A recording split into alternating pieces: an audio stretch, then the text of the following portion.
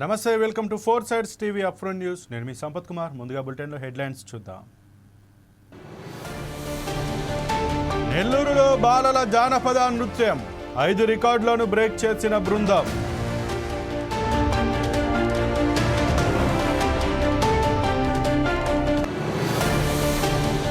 నేడు అంగన్వాడీల మహాధర్నా, అనంతపురంలో కార్యకర్తల అరెస్ట్.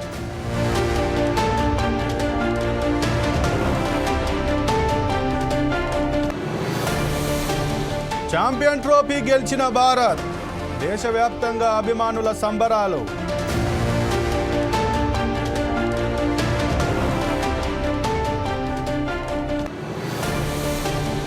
బాచుపల్లిలో కాలుష్యం పెరుగుతోంది, అధికారులకు ఫిర్యాదు చేసిన స్థానికులు.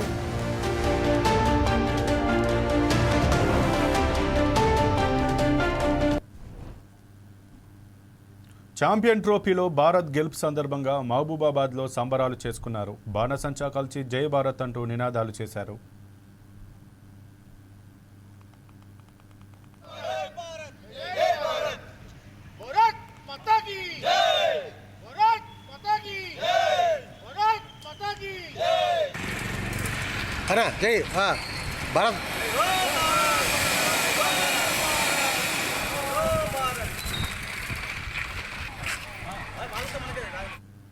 గుండె చప్పుడు ఇవాళ దుబాయ్ వేదికగా జరుగుతున్నటువంటి ఛాంపియన్స్ ట్రోఫీ లోపల భారత్ గెలవదా అనేటువంటి విషయం మీద వాళ్ళు అంటే ఇవాళ మన వాళ్ళు ఆడిన ఆట అనేటువంటిది చిరస్మరణీయమైనది. తప్పకుండా భారత్ విజయం సాధిస్తుందని అనుకున్న తన లోపల ఈ కోట్లాది ప్రజల ఆశలను వమ్ము చేయకుండా ఇవాళ భారతీయులు భారత జట్టు మరి ఆ యొక్క వేదికగా మరి ఒక విజయం సాధించడం జరిగింది.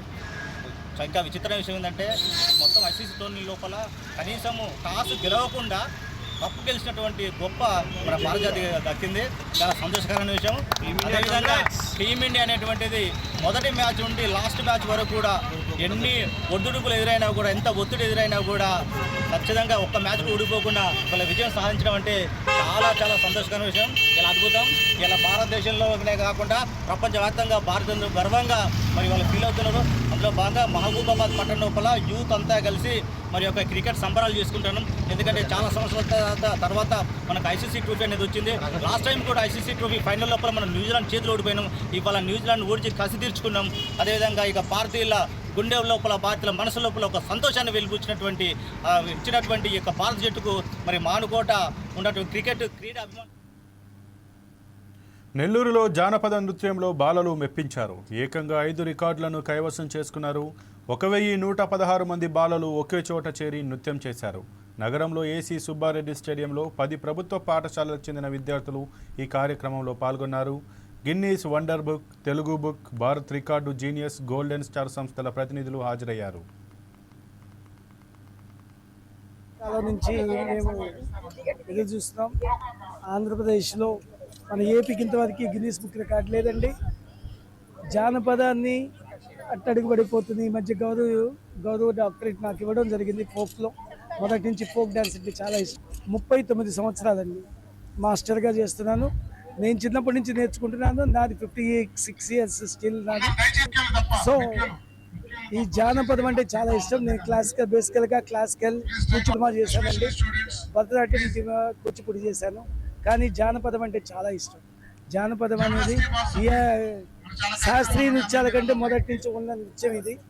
సో దీన్ని కొంత ప్రజలకు బాగా తెలియజేయాలన్న ఉద్దేశంతో జానపదంలో Guinness book record, world record తీసుకురావాలన్న సదుద్దేశంతో ఈ కార్యక్రమం చాలా సంతోషంగా ఉంది మేడం. అందుకనే ఈ విద్యకి కారణమైన మా తల్లిదండ్రులకి ప్లస్ ఈ గవర్నమెంట్ సైనికులకి ఇది డెడికేట్ చేస్తున్నాను మేడం. నేను international wonder book of record London కేంద్రంగా ఉన్న సంస్థకు ఇండియా చీఫ్ కోఆర్డినేటర్గా ఉన్నాను. ఈరోజు నారాయణమూర్తి గారు జానపద కళామతలకి నీరాజనం అనే సబ్జెక్ట్ పైన 225 మంది చిన్నారులతో జానపద నృత్య కార్యక్రమం నిర్వహించారు. దీనికి ఇంటర్నేషనల్ వండర్ బుక్ ఆఫ్ రికార్డులో వారి పేరు నమోదైంది. భద్రాద్రి కొత్తగూడెం జిల్లా ఎల్చిరెడ్డిపల్లిలో నూతి అనసూర్య అనారోగ్యంతో మృతి చెందింది. దీంతో ఆమె కూతుర్లు నాగమణి, రమణ తల్లి పాడమోసి తలకొరివి పెట్టారు. ఈ సంఘటనతో అక్కడ విషాద ఛాయలు అలుముకున్నాయి.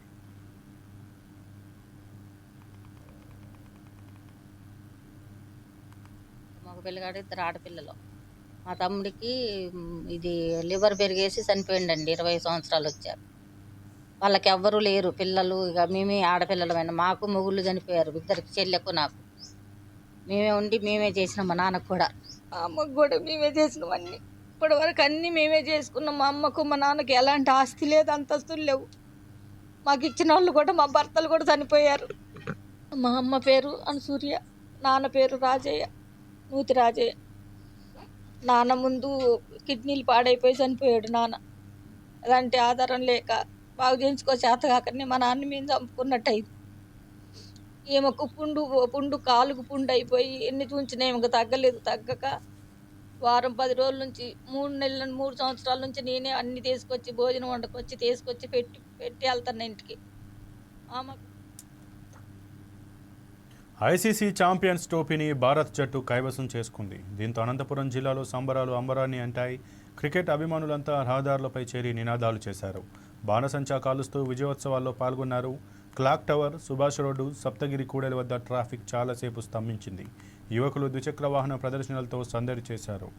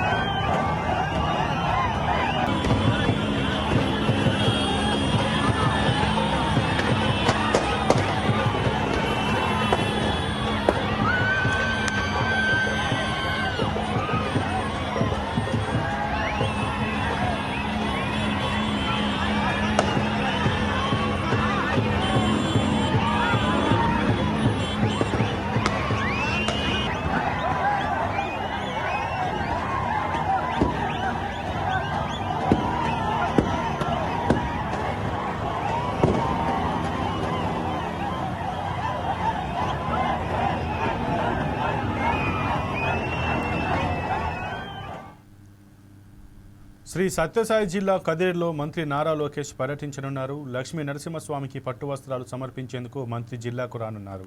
పుట్టపర్తి విమానాశ్రయంలో భద్రతా ఏర్పాట్లను ఎస్పీ రత్న పరిశీలించారు. విమానాశ్రయం నుంచి రోడ్డు మార్గాన కదిరికి చేరుకుని అక్కడ స్వామివారికి ప్రత్యేక పూజలు చేస్తారు. అనంతరం తిరిగి రోడ్డు మార్గాన పుట్టపర్తికి చేరుకొని ప్రత్యేక విమానంలో గన్నవరంకు చేరుకుంటారు.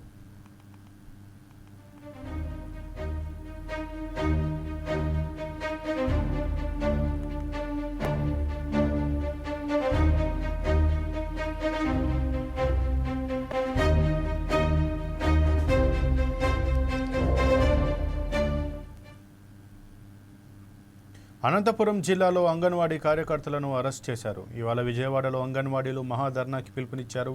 ఈ నేపథ్యంలో జిల్లా నుంచి వెళ్తున్న అంగన్వాడీ కార్యకర్తలను పోలీసులు అదుపులోకి తీసుకున్నారు. టికెట్లు తీసుకుని ట్రైన్లో వెళ్తున్న మహిళా కార్యకర్తలను ప్రభుత్వం అరెస్ట్ చేయించడం అనాగరికమైన చర్య అని సిఐటియు నేతలు అన్నారు. ఓవైపు ప్రభుత్వం పరదాల ప్రభుత్వం కాదంటూనే నిర్బంధిస్తున్నారని సిఐటియు నేతలు విమర్శించారు.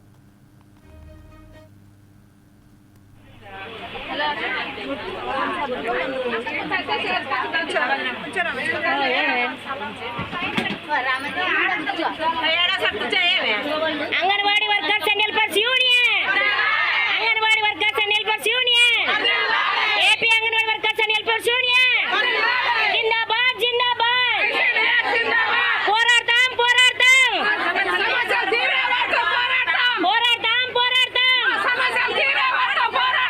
AP anganwadi workers and helpers union జిందాబాద్ జిందాబాద్ జిందాబాద్ జిందాబాద్ జిందాబాద్ జిందాబాద్. అనకాపల్లి గౌరపాలెంలో టీడీపీ పార్టీ కార్యాలయంలో కూటమి నేతలు సమావేశం ఏర్పాటు చేశారు. రేపు రాష్ట్ర SC cell corporation director Sabbavarapu Ganesh జన్మదిన వేడుకలు జరగనున్నాయి. దీనికి సంబంధించి ఏర్పాట్లపై చర్చించారు. కూటమి ప్రభుత్వం ఎస్సీ సామాజిక వర్గ అభివృద్ధికి కట్టుబడి ఉందని పార్టీ నేతలు తెలిపారు.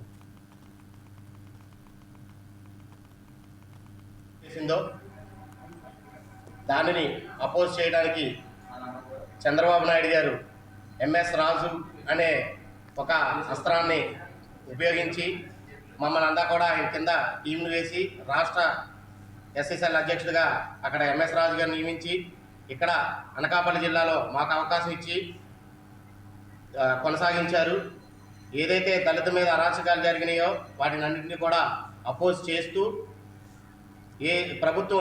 ప్రభుత్వం అరాచకాలు సృష్టించడం వల్ల దళితులు ఎన్నైతే కోల్పోయినారో వాటన్నిటి మీద కూడా పోరాటం చేయడం వల్ల ఈరోజు దళితులకి పెద్దపీట వేసి చంద్రబాబు నాయుడు గారు తన యొక్క బాధ్యతను నిర్వహించారు. అలాగే ఏదైతే మన సబ్బవరపు గణేష్ గారికి రాష్ట్ర ఎస్సీసెల్లో డైరెక్టర్గా ఆయనకి అవకాశం కల్పిస్తూ అలాగే అనకాపల్లి జిల్లాకి మంచి మెరుగైన అవకాశాలు ఇస్తూ అన్నగారు ముందుకు సాగుతున్నారు. ఈరోజు కూటమి ప్రభుత్వం దళితులపై ఎంతో అభిమానంతో గత ప్రభుత్వం తీసివేసిన కార్పొరేషన్లో పెట్టి ఎస్సీల అభివృద్ధికి పెద్దపీట వేసింది. అందుకే ప్రభుత్వానికి ధన్యవాదాలు తెలియజేస్తా ఉన్నాం.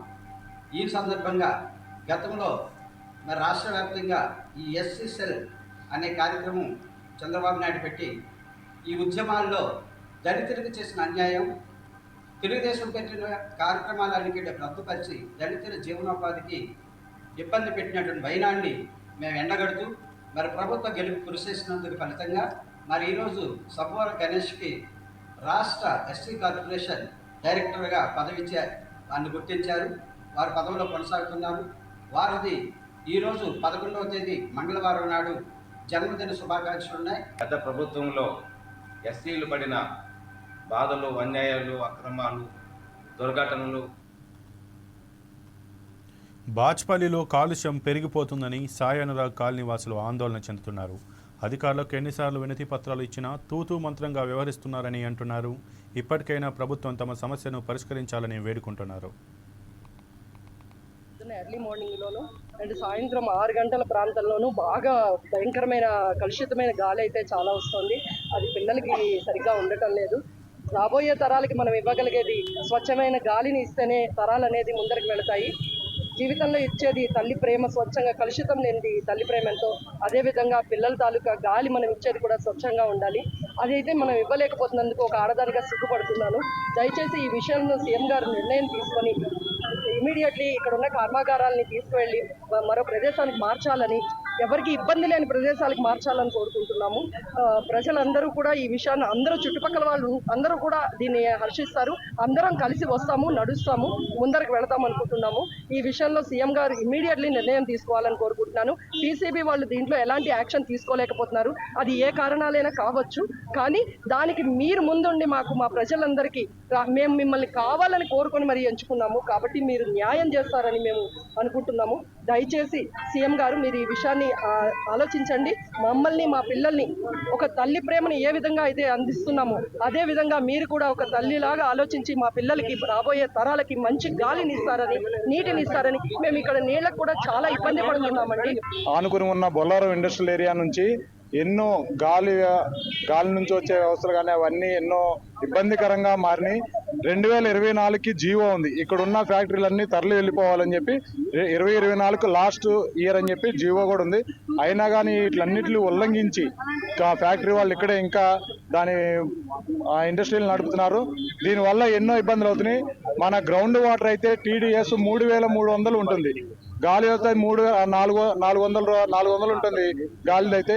ఇట్లా ఎన్నో ప్రాబ్లంలు ఉన్నాయి. ఇక్కడ ఉన్న పిల్లలకి కానీ, పిల్లలు బ్లడ్ టెస్టులు చేపిస్తే దీనివల్ల పొల్యూషన్ వల్ల మీకు వస్తుందని చెప్పి డాక్టర్లు చెప్పడం కానీ, మాకు ఇంకా జ్వరాలు రావటం కానీ, ఫిట్స్ రావటం కానీ, పిల్లలకి ఎన్నో ఇబ్బందులు పడుతున్నారు. ఇట్లాంటివన్నీ సాల్వ్ అవ్వాలంటే ఇక్కడ నుంచి ఇండస్ట్రీలు తరలించాలి. ఇక్కడ ఉన్న వాయు కాలుష్యం ఏదైతే ఉందో అదంతా ఇమీడియట్ గా పీసీబీ వాళ్ళు కానీ, పీసీబీ బోర్డు వాళ్ళు కానీ, ఇక్కడున్న అధికారులు కానీ, ఎమ్మెల్యేలు కానీ, మినిస్టర్లు కానీ, ఎవరైనా కానీ, సీఎం సార్ కానీ, ఎంపీ గారు కానీ, మోదీ గారు కానీ, ప్రతి అందరూ దీన్ని ఒక దృష్టి తీసుకుని దీన్ని పరిష్కారాన్ని చూపాలని మేము బాచ్పల్లి వాసులుగా కోరుకుంటున్నాం. గట్టిగా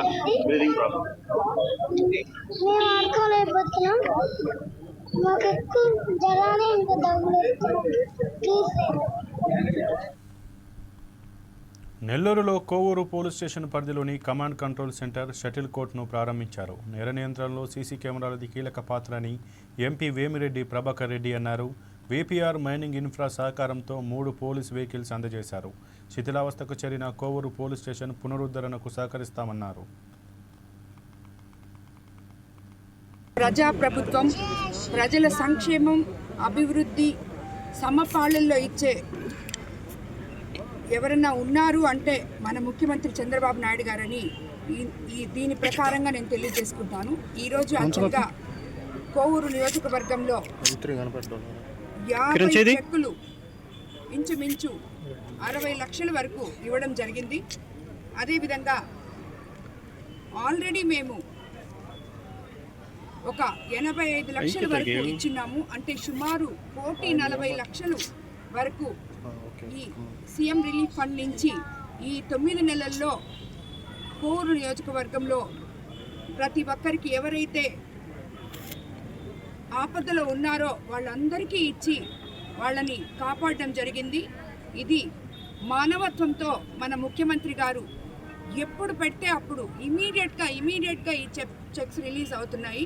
అదేవిధంగా మీకు ఒక ఉదాహరణకి మాకు గంగపట్నం నుంచి ఒక ఫ్యామిలీ వచ్చింది ఒక 20 రోజుల క్రితం. వాళ్ళకి కరోనాలో ఒక బాబు చనిపోయాడు. ఆల్రెడీ 2 బాబులుంటే మరో బాబుకి లివర్ ట్రాన్స్ప్లాంటేషన్ చేయాల్సి వచ్చింది. మేము ఆ అబ్బాయికి సుమారు 25 లక్షల దాకా ఖర్చు అవుతుందని చెప్పి డాక్టర్లు చెప్పడం జరిగింది. దానికి ప్రభాకర్ రెడ్డి గారి చేత అంటే ఇమీడియట్గా ఎమర్జెన్సీగా చేయాలి కాబట్టి ఆయన ద్వారా సీఎం రిలీఫ్ ఫండ్ సీఎం గారికి ఇచ్చి ఆయన స్వహస్తాలతో ఇమీడియట్గా 10 లక్షలు ఎల్సీ రిలీజ్ చేయడం జరిగింది. మిగతా అందరూ వేసుకొని అంటే మా ఫౌండేషన్ తరఫున కూడా హెల్ప్ చేశాము. సో మా బాబు అర్జున్ రెడ్డి, ప్రభాకర్ రెడ్డి గారు అందరూ కలిసి ఆ బాబుకి మేము ఈరోజు అపోలో హాస్పిటల్లో హైదరాబాద్లో సర్జరీ చేశాము. ఆ బాబు ఇప్పుడు ఏపీ అసెంబ్లీ సమావేశాలు కొనసాగుతున్నాయి. లైవ్లో చూద్దాం. టూరిజం వారు సాగర్ నగర్ విశాఖపట్నం, కాకినాడ బీచ్ కాకినాడ, మంగినంపూడి బీచ్ కృష్ణా జిల్లా, రామాపురం బీచ్ బాపట్ల జిల్లా, మైనంపాడి బీచ్ నెల్లూరు. అయితే ఇందులో రామాపురం బీచ్ గురించి ఇది చీరాల్లో ఉంది కాబట్టి దాని గురించి నేను మాట్లాడదలుచుకున్నాను. సో ప్రభుత్వం వారు మన గవర్నమెంట్ వచ్చిన తర్వాత కొన్ని మంచి నిర్ణయాలు తీసుకోవడానికి ముందుకు వచ్చారు. గత గవర్నమెంట్లో కనీసం బీచ్ని ఎక్కడ కూడా క్లీన్ చేసినటువంటి దాఖలాలు కూడా లేవు. ఎవరైనా బయటకు వచ్చి ఆ యొక్క చీరాల వస్తే మళ్ళీ వెనక్కి వెళ్తారో కూడా లేని తెలియని పరిస్థితి నుంచి చాలా వరకు మేము దాన్ని సిమ్మర్స్ ద్వారా అలాగే అక్కడ ఉన్న పరిస్థితులన్నింటినీ కూడా చక్కదిద్దడం జరిగింది. అయితే ప్రభుత్వం తీసుకున్న నిర్ణయాల మేరకు అక్కడ కొన్ని సౌకర్యాలని మెరుగుపరిచినట్లుగానైతే అంటే అక్కడ ఉన్నటువంటి మంచినీళ్ళు అలాగే కరెంటు విషయంలో మంత్రి గారు అక్కడ ఒక సబ్స్టేషన్ ఇప్పించాల్సినటువంటి అవసరం ఉంది. అలాగే ఒకే ఒక్క పోలీస్ స్టేషన్ ఈపురపాలెం ఉంది. ఆ ఈపురపాలెం పోలీస్ స్టేషన్ పరిధిలో ఆ మొత్తం ఏరియాని ప్లస్ బీచ్ని చూడాలంటే కష్టంగా ఉంది కాబట్టి అక్కడ ఒక పోలీస్ స్టేషన్ నిర్మాణం చేయాల్సినటువంటి అవసరం ఉంది.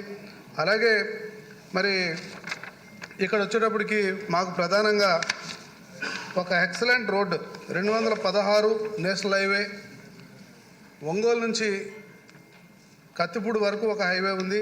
రీసెంట్గా ఒక హైవే అనౌన్స్ చేశారు.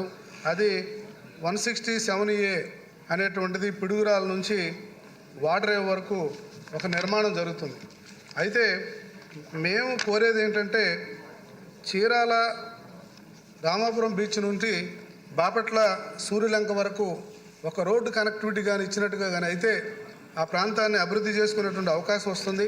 దీని ద్వారా ఆదాయం వస్తుంది, ప్లస్ అలాగే మరి ఉపాధి కూడా మెరుగుపడేటువంటి అవకాశం ఉంటుంది. కాబట్టి ఇది బ్లూ ఫ్లాగ్ స్టాండర్డ్స్లో తీసుకురావాలన్నట్టుగానైతే మినిమం అవసరాలు కానీ అక్కడ కానీ తీరిస్తే ఆ రోడ్డు వైడింగ్ చేసి మంచి నేషనల్ హైవే కనెక్టివిటీ ఉంది కాబట్టి బడ్జెట్లో కూడా కొంతమేరకు టూరిజం అని కేటాయించారు. అయినా కూడా ఈ ప్రాంతానికి అభివృద్ధి చేసినట్టుగానైతే చీరాల ప్రాంతం అంతా కూడా చీరాల బాపట్ల మంచి టూరిజం స్పాట్ అవుతుంది. ఇప్పటికే ఎక్కువ మంది తెలంగాణ నుంచి రాయలసీమ నుంచి ఈ ప్రాంతానికి ఎక్కువ మంది టూరిస్టులు వస్తున్నారు, బయట నుంచి వచ్చేవాళ్ళు కాకుండా. కాబట్టి దీన్ని మీ ద్వారా అధ్యక్ష అభివృద్ధి చేయాల్సినటువంటి అవసరం ఉందని మంత్రి గారికి తెలియజేసుకుంటున్నాను.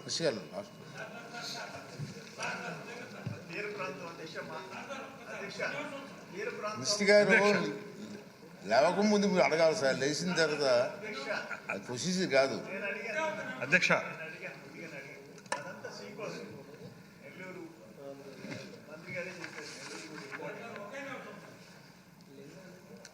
చెప్పండి.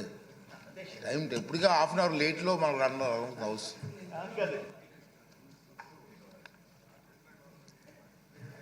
అధ్యక్ష, థ్యాంక్స్ అధ్యక్ష. నేను ఏమంటానంటే, నెల్లూరు మంత్రి గారు కూడా చెప్పారు దాని ఇంపార్టెన్స్ సీ కోస్ట్లో. అయితే ఇక్కడ మైపాడు బీచ్ ఉంది, అది popular beach. Same time Koduru beach ఒకటి ఎమర్జ్ అయింది. దానికి ఏంటంటే వేలాంగిణి చర్చి రావటం, వేలాంగిణి మాత చర్చ్, కొన్ని వేలాది మంది ఆ సండే రావటం, ఆ సాటర్డే అంతా ఉంది. ఇప్పుడు టూరిజం కూడా రికగ్నైజ్ చేసి హోటల్ రూమ్స్ అన్నీ కట్టించారు. నేను దానికి అడ్జసెంట్ కృష్ణపట్నం పోర్ట్, సెమ్కార్, ఈ పవర్ ప్రాజెక్ట్స్, వీటన్నిటికీ ఆనుకొని ఉండేది కోడూరు బీచ్ అధ్యక్ష. దాన్ని నేనేమంటానంటే, దాన్ని కావలసిన టూరిజం పార్క్, వాటర్ స్పోర్ట్స్ ఏమేం కావాలో స్పెషల్గా నేను మంత్రి గారిని కూడా రమ్మని చూడమని కూడా పిలిచాను అధ్యక్ష. దానికి ఒక 3.5 crores రోడ్డు కావాలి. మెయిన్ రోడ్లో నుంచి రోడ్ డ్యామేజ్ అయింది. నేను ప్రయత్నం చేస్తున్నాను, మంత్రి గారికి కూడా చెప్పాను. అందుకని ఏంటంటే అది ఇండస్ట్రియల్ ఏరియా అయిపోయింది. వేలాది మంది కార్మికులు ఆ పక్కన పనిచేస్తున్నారు. వాళ్ళందరికీ అడ్జసెంట్ ఈ కోడూరు బీచ్ ఉంది, దాన్ని వెళ్ళగానే మా చర్చ్ ఉంది, దానికి ప్రత్యేకమైన ఇది ఇవ్వాలని చెప్పేసి, గుర్తింపు ఇవ్వాలా, డెవలప్ చేయాలని చెప్పేసి నేను మీ ద్వారా కోరుకుంటున్నాను అధ్యక్ష. రామకృష్ణ గారు 1 minute. ధన్యవాదాలు అధ్యక్ష. ముందుగా విశాఖలోని బీచ్ రోడ్లో రామానాయుడు స్టూడియో దగ్గర నుంచి భీమిలి వరకు కూడా ఇప్పటికే అనేక ఆటంకాలు ఉన్నాయి. CRZ 3లో ఉంది అధ్యక్ష. గౌరవ ముఖ్యమంత్రి గారి దృష్టిలో కూడా పెట్టి దాన్ని CRZ 2లోకి మారవకపోతే పర్యాటక అభివృద్ధి అనేది బీచ్ రోడ్లో జరగదు అధ్యక్ష. దయచేసి మంత్రి గారిని దాని మీద దృష్టి పెట్టాలి. అంతేకాకుండా తూర్పు నియోజకవర్గంలో అప్పు గారి దగ్గర ఉన్న యాత్రి నివాసం 43 రూములు రెన్యువేషన్కి గత ప్రభుత్వంలో 11 కోట్లు శాంక్షన్ చేసి 2 ఏళ్ళైనా కానీ ఆ పనులు పూర్తి అవ్వలేదు అధ్యక్ష. ఇంకోటి ముఖ్యమైన విషయం ఏంటంటే, గత ప్రభుత్వ వైఫల్యాల వలన మన రిషికొండ బీచ్కి బ్లూ ఫ్లాగ్ పోయింది అధ్యక్ష. దాని మీద కూడా ఈ ప్రభుత్వం దృష్టి పెట్టాలి. ఇక ముఖ్యంగా ఈ రిషికొండ ప్యాలెస్ మీద కూడా ప్రభుత్వం తగు చర్యలు త్వరలో తీసుకోవాలని టూరిస్టులకి చాలా ఇబ్బందిగా ఉంది కాబట్టి దాని మీద కూడా వెంటనే చర్యలు తీసుకోవాలని మీ ద్వారా మంత్రి గారిని కోరుకుంటున్నాను అధ్యక్ష. మినిస్టర్ గారు ఒక్క నిమిషం. రామకృష్ణ గారు బాబు అంటే ఆ ఏరియా నాకు అక్కడి నుంచి వచ్చింది కాబట్టి ఈ CRZ అన్నది రెగ్యులేషన్స్ వల్ల మంచి బీచ్ రోడ్ అండి. అది డెవలప్మెంట్ అవ్వట్లే. అంటే సెంట్రల్ గవర్నమెంట్ పర్మిషన్స్ కావాలి. ప్రయత్నం చేస్తే మాత్రం బ్యూటిఫుల్ భీమినిపట్నం నుంచి విశాఖపట్నం వరకు బ్రహ్మాండంగా టూరిజం అంటుంది. అది మార్చే రూల్స్ కొంచెం మార్చాల్సిన అవసరం ఉంది. సెంట్రల్ గవర్నమెంట్ పర్మిషన్ కావాలి. అది ప్రయత్నం చేసి అవుతుంది సార్. అధ్యక్ష, ముందుగా ఈ చీరాల దగ్గర ఉన్నటువంటి రామాపురం ఆ బీచ్ అభివృద్ధి గురించి, దానికి కావాల్సినటువంటి మౌలిక వసతుల గురించి సభ్యులు అడిగారు అధ్యక్ష. దానికి సంబంధించి ఒక ఇంటిగ్రేటెడ్ అప్రోచ్ కావాల్సిన అవసరం ఉంది. ఇప్పటికే ముఖ్యమంత్రి గారు క్యాబినెట్ సబ్ కమిటీని వేశారు అధ్యక్ష టూరిజం డెవలప్మెంట్కి. దాంట్లో పంచాయతీరాజ్ శాఖ మంత్రి గారు, అదేవిధంగా ఫారెస్ట్ మినిస్టర్ కూడా అయినటువంటి ఉప ముఖ్యమంత్రి శ్రీ పవన్ కళ్యాణ్ గారు, దేవాదాయ శాఖ మంత్రి ఆనవ రామనారాయణ రెడ్డి గారు, అదేవిధంగా టూరిజం మినిస్టర్గా నేను సభ్యులుగా ఉన్నాం.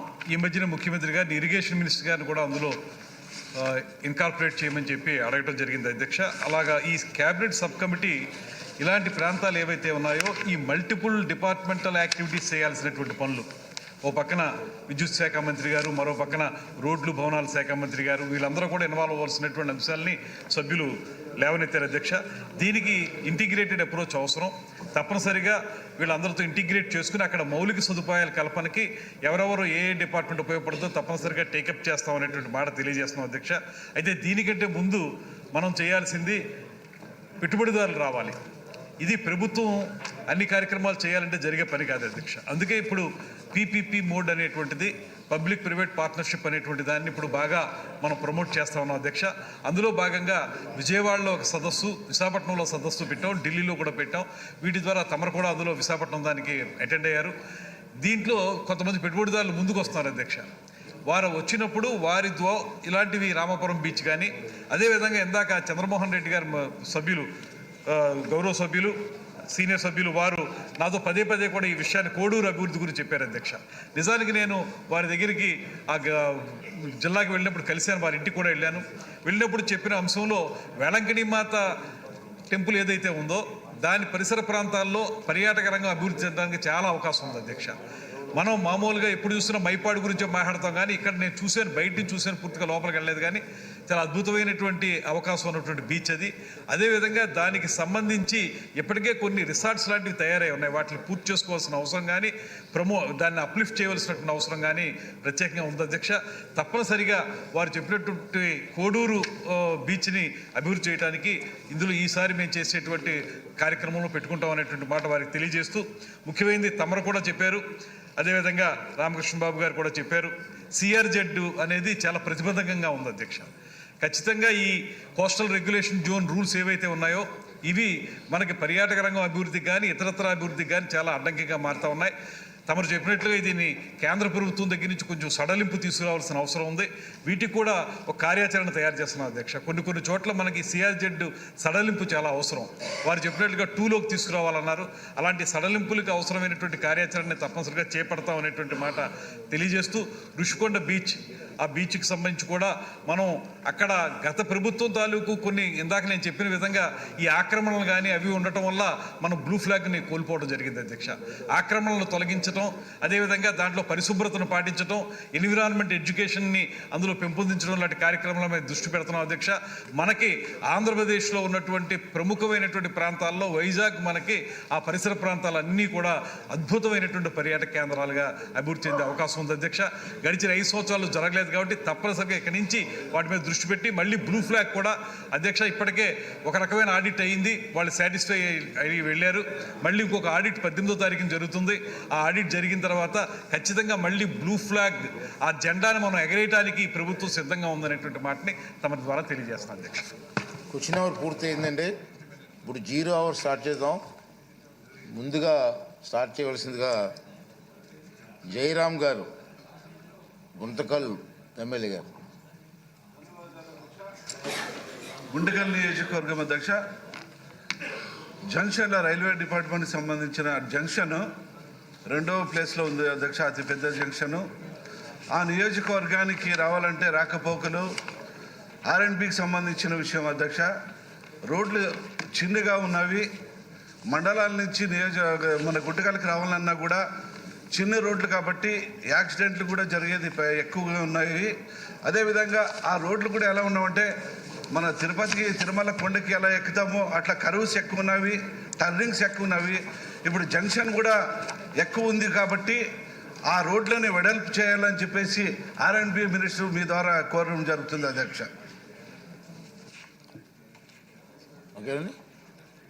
సోమిరెడ్డి చంద్రమోహన్ రెడ్డి గారు 0 అవర్ మీ పేరు ఇచ్చారు. నేను అడగలేదు సారీ, నేను ఎందుకుంటే ఇచ్చారా? పొరపాటున వచ్చింది, బై మిస్టేక్ పెట్టానా సార్. నెక్స్ట్ ఓకే మాట్లాడతారేమన్నా? 0 అవర్ అవకాశం వచ్చింది అధ్యక్ష. నేను పెట్టినాను, వారి పేరుందండి వారు ఇచ్చిన లిస్టులో. రేపు చీఫ్ విప్ గారు ఇచ్చిన లిస్టులో వారి పేరు ఉంది. రేపు మాట్లాడతా. ఓకే.